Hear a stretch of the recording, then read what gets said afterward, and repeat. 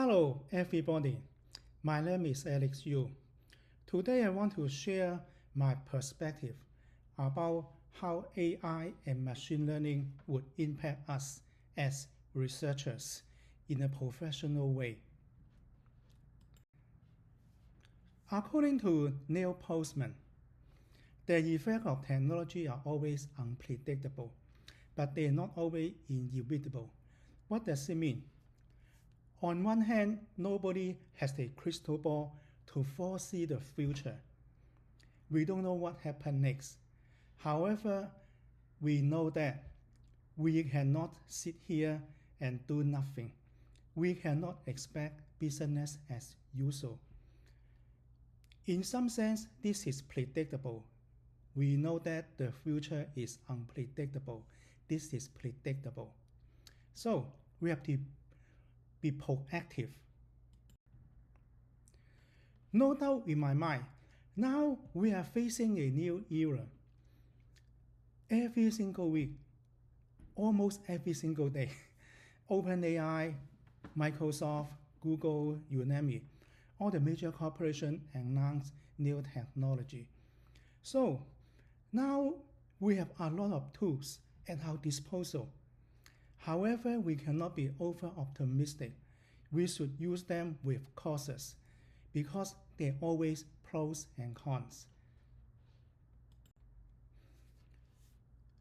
The number one impact on us, also on our people, will be job displacement. However, it's a normal phenomenon. So according to a well-known economist, Joseph Schumpeter, the process of creative destruction is the essential fact about our economy. The old will be replaced by the new. The more powerful will replace the less powerful.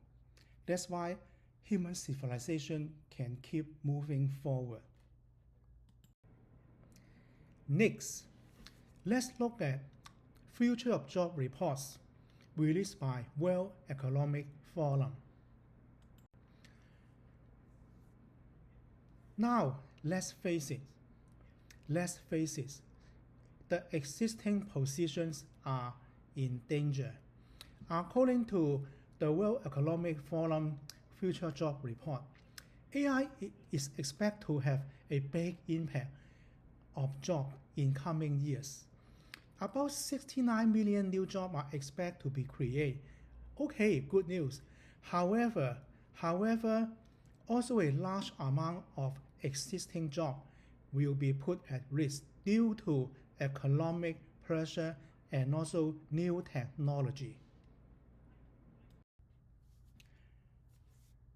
Let's look at another report.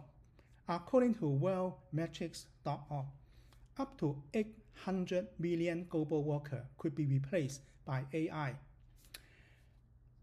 About 15% of current jobs will disappear, will be gone by 2015. While AI may displace some jobs, the good news is some other new jobs will be created.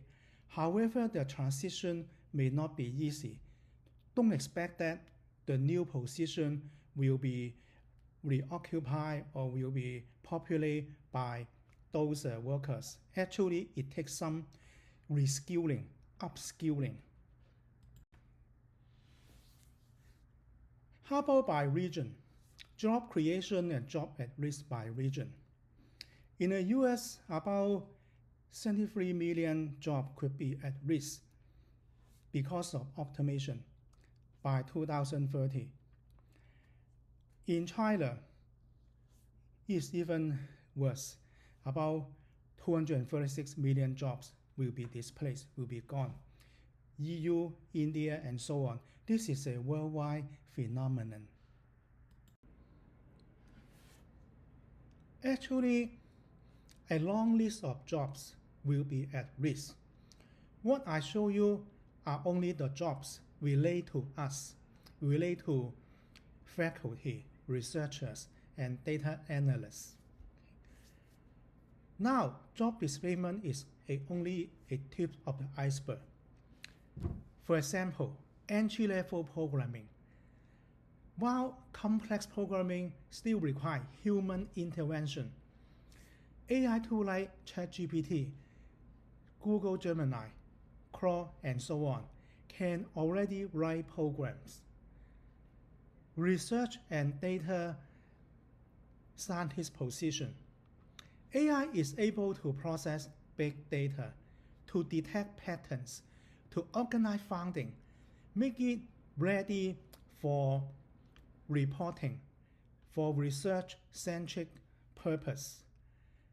In this sense, market research analysts, financial analysts may see their jobs partially automated or will be gone totally. The last one is video production. Well, the last one on my list. Actually, there are other. The last one on my list is video production. You may wonder, well, we are professor of statistics. Why video production is related to us? As a professor, I use video for tutorial. I create video lectures, YouTube movie. This is very tedious and time-consuming to create this content. Do the recording, set up the studio, the lighting. When you make mistake, you have to go back to edit the video using iMovie, Final Cut Pro, and so on. Expensive and tedious. But now what? Well, now you can use a Hagen, you can use Synthesia, you can use Pictory, and so on. Now there are a lot of AI video production tools. For you to enter prompts, you can copy and paste your script, and then a professional video lecture on any topic. Chi-square, t-test, regression, the video will be ready in just a few minutes. It's major. As mentioned before, job replacement, creative destruction isn't new. It has been happening for a long time. But what is new today is that in the past, only lower level skills were no longer needed. Machine could do it faster, better. But today, AI can even handle some complicated skill that mimic complicated mental process. So, as mentioned before, even programming now can be done by AI, which means now a middle level position are also at risk. Eventually, even high position might also be challenged. While this job may be reduced or replaced, AI is also expected to create new jobs. That is the good side. Well, you may wonder, when AI can do it faster, better, smarter, what is my role? Why do they need me? Stay tuned. So let's revisit the concept creative destruction, introduced by Joseph Schumpeter. It describes the process by which innovation and technology advancement drive economic growth. But in doing so, they disrupt and dismantle existing industry, products, or business model. That's why you can always see that, you can always encounter this phenomenon. When you suggest some new idea, always you encounter resistance, because new idea, new technology threaten the existing order. Some people may feel that, well, I've been doing this for a long time. Why now? Why change now? However, the process is essential for long-term economic progress, as it clears the way for new ideas, new business, and so on. Although it could cause short-term disruption and loss. Schumpeter draws parallel between his theory and evolution, especially the idea of Charles Darwin. Innovation acts like a driving force for change, much like natural selection in biology. So, in this sense, only the fittest, the best, the most powerful can survive.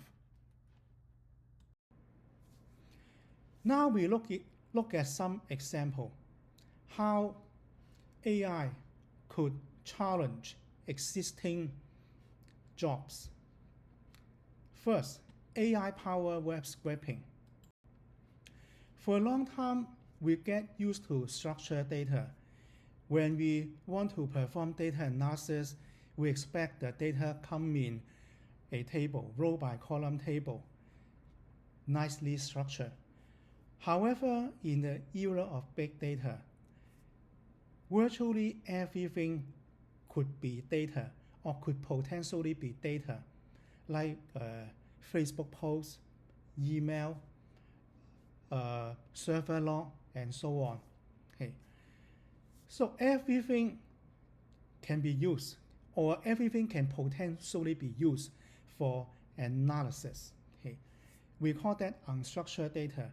It could be text, it could be video, it could be audio, it could be image, and so on.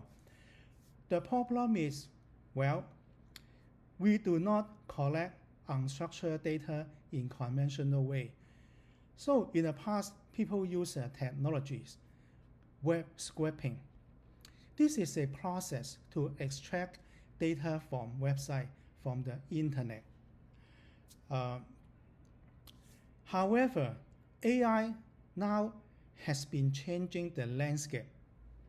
Rather than manually copying and pasting information from Facebook, from my website, from your website, and so on. And now you can use AI to do that. But before AI, people use Python programming. There are several libraries in Python for you to write program, to crawl across the internet to extract information, such as Scrapy, Selenium, and so on. Okay. This process mimics human browsing behavior, but rather than you hire an army of research assistants, look at website day and night, or you look at email day and night, the process can be automated. However, now we go one step further. You do not need programming for this automation. Okay, now go back to the idea of unstructured data, web scraping. Why do we need that? Well, much of the web information is in an unstructured format, like HTML, plain text, and so on. This is very difficult, if not impossible, to perform analysis without a structured data format. You have to structure the unstructured. Okay. And also, this process automates what would otherwise be a slow and tedious process, enabling quick gathering of large data sets. Some websites don't offer direct download or API, making scraping the only way to extract, update, or real-time data. It's cost-effective for company to do to use automation. It's the most cost-effective way to collect large amount of data without needing an official data provider. Also, this is much more accurate than using a survey. Why so? When you conduct experiment or when you send out a survey to collect consumer behavior, user behavior, you assume that people are honest. People will really do what they say what they do. But we know that it's not always the case. People will not tell you what they do, will not do what they tell you, right? So the best way is that rather than we ask them or we put them in a lab, how about we collect unstructured data? We call that naturalistic data. So what can we do about this unstructured data? Who will use this? Business and e-commerce. Scraping can allow you to compare your company against your rival. Customer review, product description, and so on. All are very useful for you to track the market trends, to optimize pricing structure, improve product offering. For example, e-commerce site can scrape rival website to adjust their own price and do the promotion accordingly. How about researchers and academics? How about faculty? Scraping data from news articles, social media, government website help researchers help us collect information on public opinion, economic indicator, and scientific research trends. Okay. Once again, you can use the conventional way, conduct experiment or use a survey and so on. However, it assumes that people will say what they do, will do what they say. Well, when you use web scraping, then you have more accurate, more naturalistic data. How about data journalists? Well, okay, in the past, they interview people, but now when they need large amount of real data in a short time or historical data, they could not go back to interview that people. So in order to find out what George Washington say, what Lincoln say on some issue and so on, then they can simply assemble large amount of data by scraping. Okay. And also, as mentioned just now, marketer, do a trend analysis and also text mining, sentiment analysis on social media platform. When you have this information, you can adjust your SEO, optimize your content for search engine. And also real estate analysts, okay, they can use web scraping to track property price, rental listing, housing trends, and so on. And also travel and hospitality, they can use this unstructured data from airline website, hotel listing, travel review, and so on to track the trends, enable them to offer better pricings, exclusive deal, and also adjust their tool package according to review and recommendation. Okay, now how will AI change all of this? Well, before Python programming, you need to hire an army of research assistants to browse around website, to read documents, to code data. Later, you have Python library. But now we can go one step further. Now AI can just do it by natural language processing. What does it mean? Well, rather than you fight with the syntax in Python library, now you can just specify the target, your objective. What do I want to do? So I want to find out all all the Facebook message between December 1st to December 25.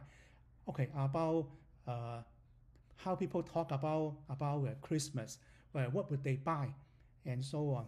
So then you just push a button, okay, and AI will collect data for you. This is very easy to use, no code or low code. This is scalable. It's built to handle large-scale scraping project. Also, you don't have to worry about maintenance. Well, in Python programming, you know that this is a package-based or library-based. So when one library or one package is updated, and some of them, they are not intercompatible, you have to find out, okay, this one has a new version, that one cannot work with the old version, and so on. This is very tedious to maintain multiple library. But now, AI can just do all of this for you. And also can offer proxy management and get data cleaning. Now there are a lot of companies out there offer AI and power web scraping.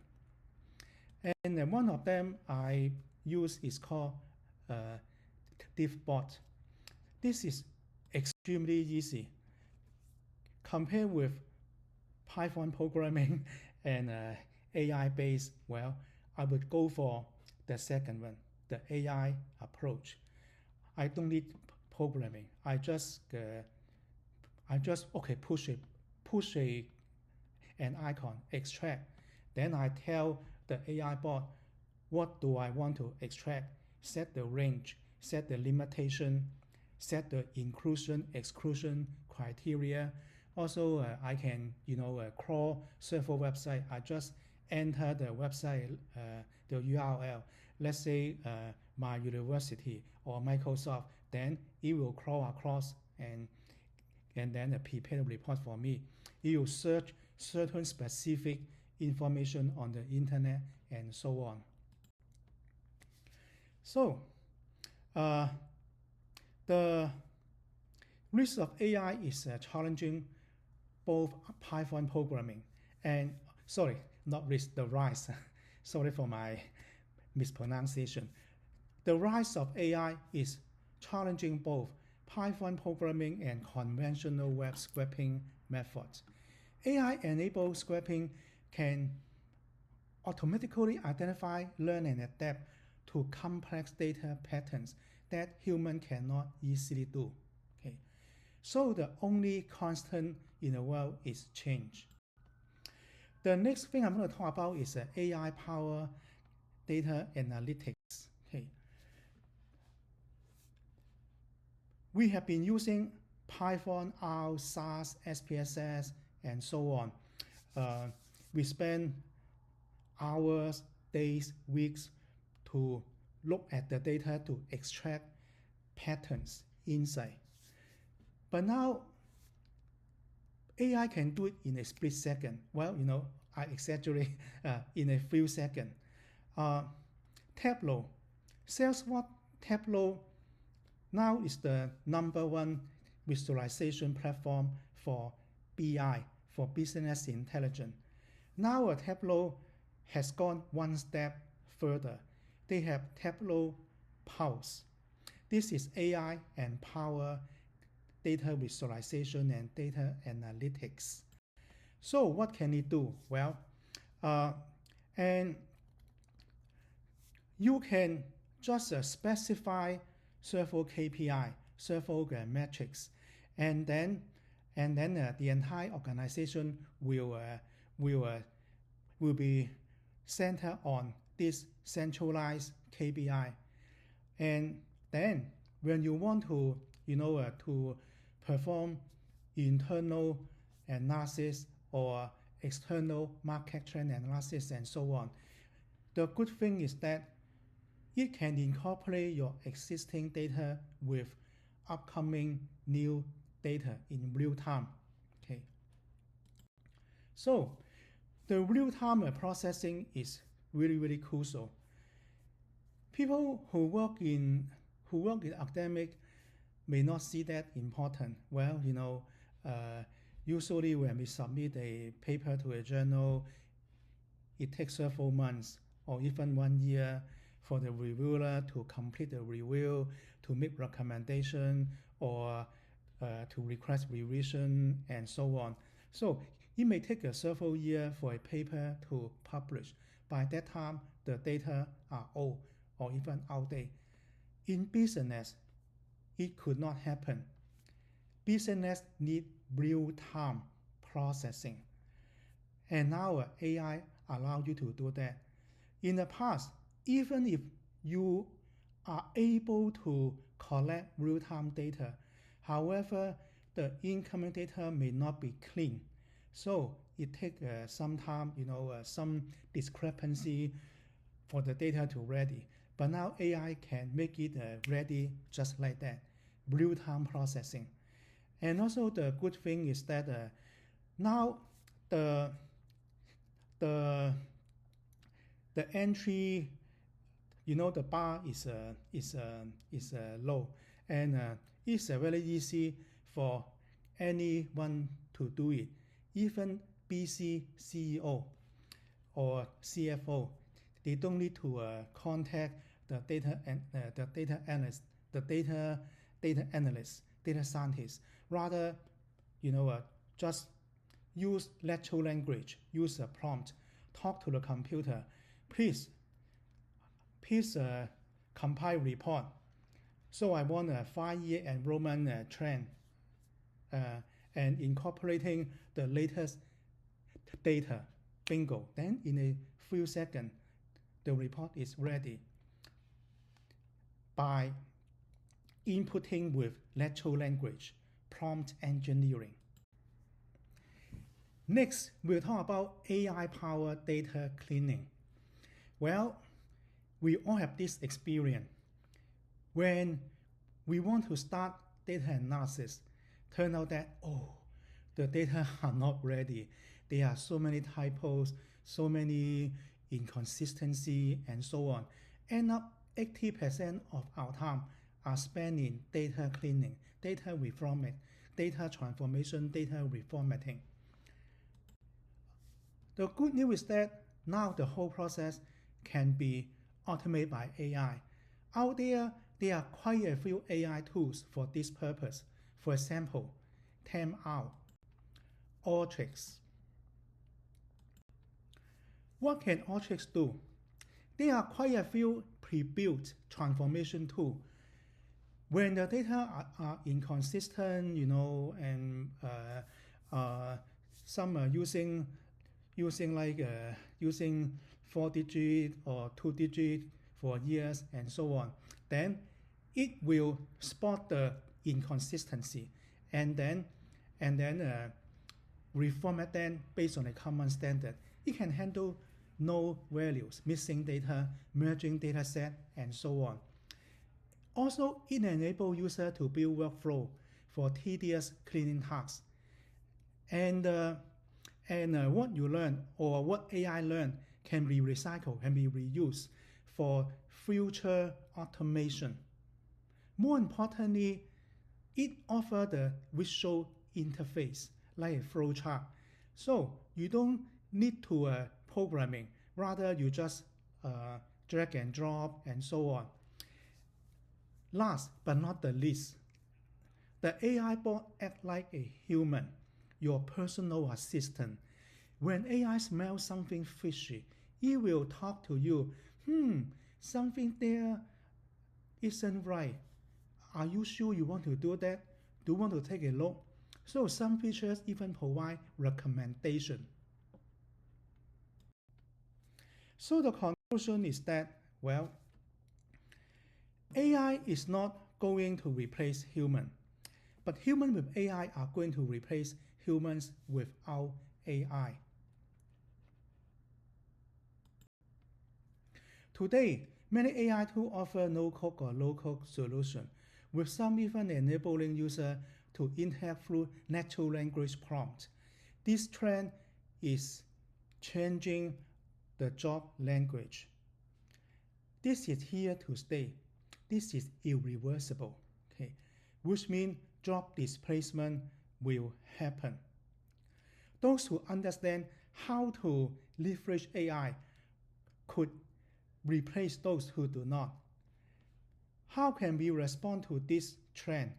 Well, we must reconsider how we teach statistics and data analysis. To tell the truth, for a long time, I already gave up asking students to do hand calculation. But now I may go one step further. Okay, I may encourage them to fully utilize AI rather than doing the drag and drop point and click. Why not you use a natural language, talk to the computer? Okay, so the main point is that rather than focusing on programming and procedural skill, maybe our education should shift the focus from programming, from procedure to conceptualization.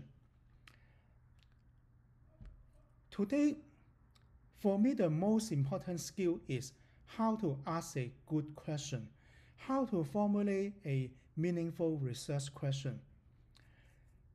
When learners can build this high-order thinking skill, they will be better prepared for the future job market.